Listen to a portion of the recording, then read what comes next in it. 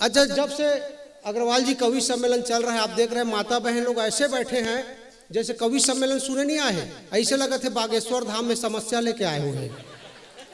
हाँ, सबके मुंह एती के मन तो ऐसे मुंह लटका है जैसे रोजगार गारंटी के मजदूर है मन, ये मतलब तनख्वाह नहीं मिले है। और ये सब मन तो ऐसे बैठे जैसे धान के बोनस नहीं मिले, धरना प्रदर्शन कर रहे थे।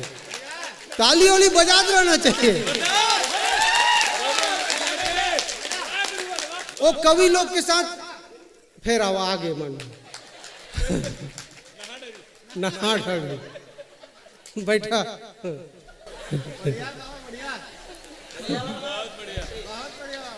बैठे भाई, कवि सम्मेलन में समस्या हो जाती है बहुत सारे। एक तो कवि एक जगह थोड़े ध्यान देंगे, माता बहन ध्यान दीजिए। कवि बिहार गए रहे कवि सम्मेलन में, अग्रवाल जी बिहार गया था। कवि सामने देखा एक महिला एकटक उसको घूर घूर के देख रही थी। वो कही बहन जी सब हंस रहे हैं, आप नहीं हंस रही है। कहीं मैं भी हंसना चाहती हूँ लेकिन तुम्हारी शक्ल मेरे ससुर से मिलती है कहाँ से। ये स्थिति, एक तो सुंदर महिला सामने बैठे रहे, बिल्कुल नहीं हंसत रहे। कहीं बहन जी सब हंस रही हैं, आप नहीं हंस रही है। कहीं हंसना मैं भी चाहती हूँ कहते, लेकिन ब्यूटी पार्लर वाले ने कहा है ज्यादा मत हंसना वरना फाउंडेशन फट जाएगा कहा थे। एहू डर से आदमी नहीं हंसे। लेकिन आप सब आनंद लीजिए, किसी बड़े शायर ने कहा है कि जिसकी मस्ती जिंदा है उसकी हस्ती जिंदा है। जिसकी मस्ती जिंदा है उसकी हस्ती जिंदा है, वरना तो आदमी जबरदस्ती जिंदा है। अभी हास्य के एक बड़े कवि अमित दुबे जी बैठे हैं, जिनको आप पहले भी सुन चुके हैं, आज भी सुनेंगे। लेकिन उसके पहले मैं गीतकार को फंसाना चाहता हूँ। फंसाना मतलब ये मैं लाना चाहता हूँ भाई। शिवम आजाद जी बिल्कुल चॉकलेटी भाई, मोर शकल इसने रहती तो मैं सिनेमा में रहते हैं। हालांकि मैं गुरुजी बने से पहले हीरो को भी ट्राई कर चुके हैं, मोर पर्सनालिटी से लग जात हूँ। लेकिन मोर किस्मत खराब है, इसमें बम्बई गए वहाँ फ्लॉप हो गए। और भगवान का सब मद्रास चल दे रहते मोर टाइप सुपर स्टार रहते। चलिए मैं बिना अतिरिक्त भूमिका के भाई शिवम आजाद जी को आमंत्रित करता हूँ, आए और गीतों की बानगी रखें। जोरदार ताली से आप इनका स्वागत करें। क्या बात, अभी आप सुनेंगे अच्छा लगेगा। अब एक जोड़ और ले लेना थोड़ा, है ना, और एक ऐसे ले ले। अब इस फोटो का एक बड़ा फोटो बनवाना और तुम्हारे अपने घर के बेडरूम में लगवाना। आप रात रात भर फोटो खींचते हो, घर में एक आदमी का रहना बहुत जरूरी है, इसलिए बहुत बढ़िया, किसी का तो रहना वही पड़ेगा, है ना। बढ़िया, बहुत बढ़िया। अच्छा, एक ऐसे ही एक बच्चा और मिला। हम उसके घर जाते थे डेली, उसके पिताजी से हमारी दोस्ती थी। असल में हमारे शहर के एक कवि थे। मैं अभी इनका किसी का नाम लूं, किसी के घर गया ही नहीं, क्यों झूठ बोलूं। मैं अपने सर में उसके घर जाता था कभी कभी। मैं एक दिन गया उसके घर, तो मुझे देखते ही बोला कि चाचा जी नमस्ते। मैंने कहा यार ये तो बच्चा बहुत समझदार है, कवि के घर से, अच्छे संस्कारों का धनी लगा। मैं नमस्ते बेटा, मैंने पिताजी हैं कहें आइए। फिर मैं दूसरे दिन गया, बोला ताऊ जी नमस्ते। मैंने कहा यार ये संस्कारवान तो है लेकिन इज्जत चलो बढ़ा ही रहा है, घटा तो नहीं रहा है। मैं फिर चला गया, पिताजी हैं कि हैं। मैं फिर एक बार और उसका परीक्षण करने के लिए 2-4 दिन के बाद गया, तो मुझे देखते ही बोला कि मामा जी नमस्ते। मैंने कहा यार इसने तो इतना बढ़ा दिया कि पूरा ही पार पहुंचा दिया। मैंने कहा इधर आ भाई, मुझे ये बात बता, मैं पहले दिन आया तूने चाचा बोला, चल मुझे अच्छा लगा, तेरे पिताजी हमसे बड़े हैं, चाचा हो सकते हैं। फिर दूसरे दिन आया तूने ताऊ जी बोला, हम समझे कि चल कोई बात नहीं है, भूल हो गई होगी। लेकिन आज मामा जी सीधे, ये क्या लॉजिक है। तो बोला इसमें मेरी कोई गलती नहीं है, इसमें भी आप पिताजी से निपटिए। मैंने कहा क्यों, कि आप पहले दिन आए तो उन्होंने खिड़की से आपको देख लिया, बोले शिवम आ रहा है, 2 कप चाय बना दो। मैंने सोचा आप छोटे हैं, चाचा होंगे, तो मैंने चाचा जी नमस्ते कर लिया। आप दूसरे दिन आए तो पिताजी बोले कि शिवम जी आ रहे हैं, 2 कप चाय बना देना। मैंने समझा आप बड़े होंगे, तो मैंने ताऊ जी बोल दिया। मैंने कहा चल चाचा जी ठीक है, ताऊ जी ठीक है, लेकिन मामा जी का क्या लॉजिक है।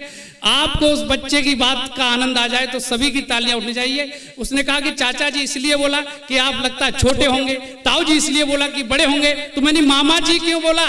वो बोला कि जैसे ही आप आ जाए, आपको देखते ही पिताजी बोले ये साल आज फिर आ गया यार। बहुत बढ़िया। तो बहुत चुटकुले हो सकते हैं, और असल में मंच पर बहुत हास्य के कवि बैठे। मैं जिस विधा के लिए हीरा भाई ने मुझे आदेश दिया है मैं सुना रहा हूँ। हीरा मणि भी आ गए हैं, अब तो दोनों ही चीज चमकेंगी, हीरा भी चमकेगा, इधर मणि भी चमकेगी। देखिएगा कि शारदे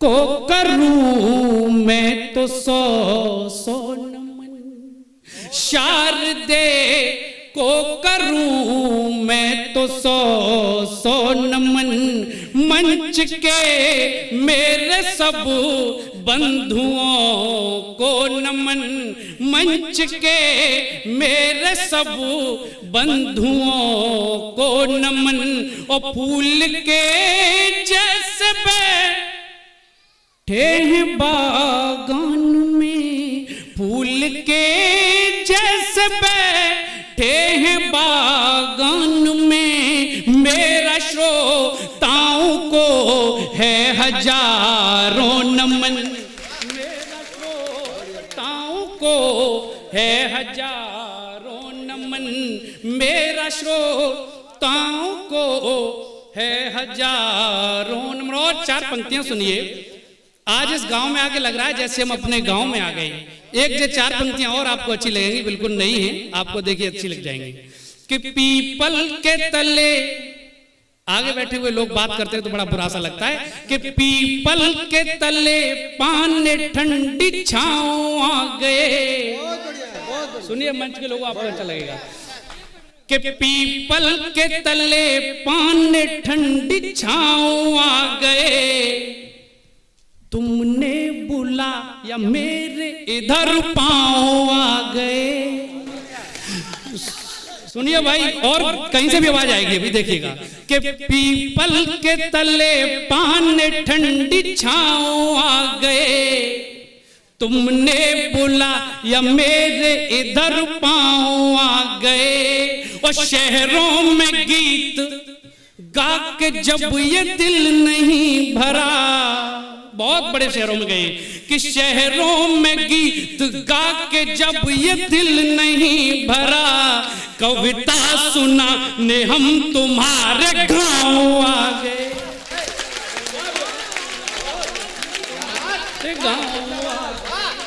कविता सुना ने हम तुम्हारे गाँव आ गए, शहरों में गीत गा के जब ये दिल नहीं भरा। दोबारा सुनाने के लिए सुना रहा हूं। कि पीपल के तले पान ठंडी छाँव आ गए। परम सत्य आचार्य जी, आप ये महसूस करिए कि हम बहुत बड़ी बड़ी जगह जाते हैं, लेकिन इतने मन से कविता कोई नहीं सुनता, धन से कविता सुन लेते हैं। लेकिन जो मन आज इस खपरीडी में मिल रहा है, उसके लिए ये पंक्तियां मैं दोबारा पढ़ रहा हूं। पीछे से भाई लोग कह रहे हैं, देखिए। कि पीपल के तले पान ठंडी छाँव आ गए, तुमने बुला या मेरे इधर पाँव आ गए, पीपल के तले पान ठंडी छाँव आ गए, तुमने बुला या मेरे इधर पाँव आ गए, और शहरों में गीत गा के जब ये दिल नहीं भरा, शहरों में गीत गा के जब ये दिल नहीं भरा, कविता सुना ने हम तुम्हारे गाँव आ गए। शुक्रिया अमित भाई, बहुत बढ़िया। कविता सुनाने हम तुम्हारे गाँव आ गए। और बहुत मन भाव विभोर होता जा रहा है। एक बात मैं आचार्य जी और कहना चाहूंगा कि हम यज्ञ कवि सम्मेलनों में जाते हैं तो हम मोस्टली देखते हैं कि वहाँ माता बहनाओं की उपस्थिति बड़ी ही कम मानी जाती है, बहुत कम होती है, ना के बराबर होती है। लेकिन ये कवियों का दुर्भाग्य होता है। लेकिन मैं आज सभी कवियों को सौभाग्यशाली कहूंगा कि पुरुषों से अधिक हम सभी को माताओं बहनों का आशीर्वाद मिल रहा है, जिन्होंने पूरी सृष्टि को रचने का काम किया है। मैं चार पंक्तियां और याद आ रही हैं, इसी संक्षेप में वो भी सुनाता चलूं। बिल्कुल नई पंक्तियां हैं जो मैंने आज ही लिखी है, देखिए आपको अच्छी लगेगी। कि फूल की एक कोमल कली बेटियां, सुनिए आपको अच्छा लगेगा सभी लोगों के लिए।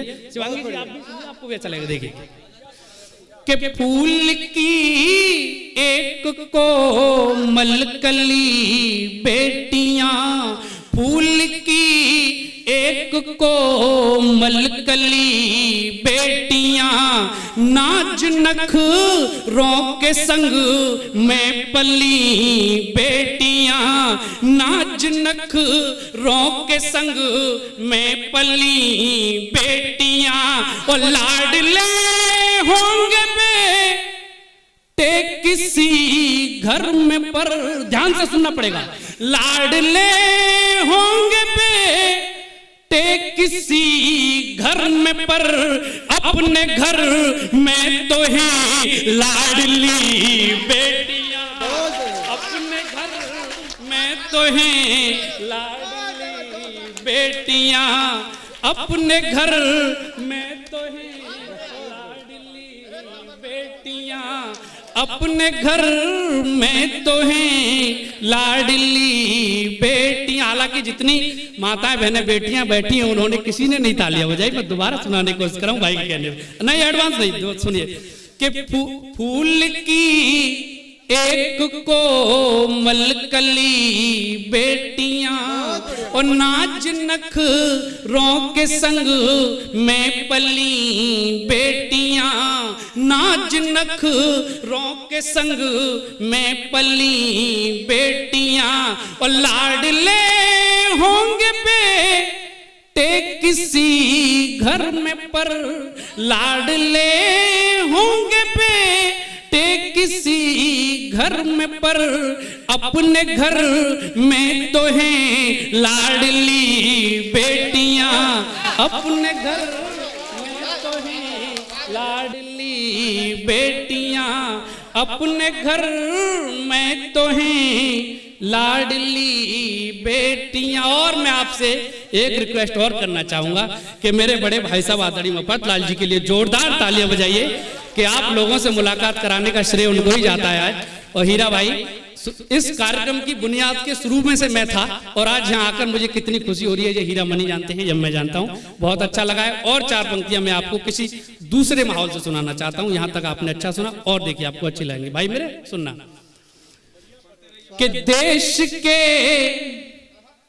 प्रेम में जो कि खोई नहीं। श्रद्धेय आचार्य जी, आप कल्पना करिए कि मैंने आंखों का एक कितना अच्छा प्रयोग करके दिया है, आपको बहुत अच्छा लगेगा। मंच के लोग भी शायद पहली बार सुनेंगे, आपको भी अच्छा लगेगा। देखिए कि देश के प्रेम में जो कि खोई नहीं और जिसने बलिदान की पीर ढोई नहीं, जिसने बलिदान की पीर ढोई नहीं और चाहे जिसकी भी हो आंख बेकार है, चाहे जिसकी भी हो आंख बेकार है, जो शहीदों की यादों में रोई नहीं,